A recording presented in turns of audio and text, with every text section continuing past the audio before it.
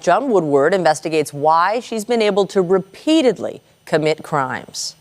If you're looking to get into the market in 2024. Jacob Handy's social media business is making videos for those who want to improve their image online. That was amazing. Yeah. Beautiful, beautiful. Okay. But the young businessman's experience trying to find a home in Oshawa recently was anything but picture perfect. Pretty tough out there looking for a place. Yeah, it is. So when Handy found a listing for this home, he jumped at the chance and toured it with a woman he thought was the landlord, who called herself Amelia. When you were there, did anything feel wrong? You know, not much. He paid a $1,000 deposit, but when he showed up to move in, Knock on the door, and then a gentleman answered the door with his father and said, "Hey, can I help you?" And I was like, "Hey, I'm not sure what's going on, but I'm supposed to be moving in this unit." He's like, "Oh, you're the 5th person that has been doing this." That must have been a shock. It was a shock.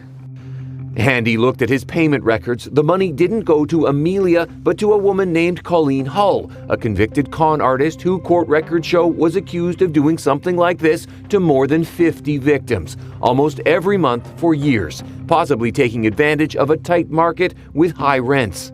It's really sad, but rental scams are very common nowadays.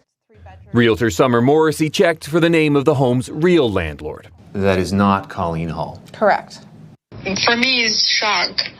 We tracked down the real landlord over the phone. She said the home is a short-term rental through AirBnB. Her receipt says someone named Tyrell booked it at the time. We're not identifying him because the real Tyrell tells us he had nothing to do with it. Do you think if you'd seen the name Colleen Hull come up on the app, you might have looked it up and then thought twice about accepting the booking? To be honest with you, we pretty much trust Airbnb. Airbnb is a multi-billion-dollar company with millions of listings, the largest short-term rental platform in the world. It requires your ID when you sign up, part of its identity verification system. But even so, Does that look like Colleen Hull to you? Not at all. We want to check out this verification system, so we're going to start our own Airbnb account. we provided the site with my real ID, but then something strange happened. We tried to use an AI-generated picture. That sailed through no problem. And as for my name, the site has no problem with me being named Big Bird. And yes, we're verified.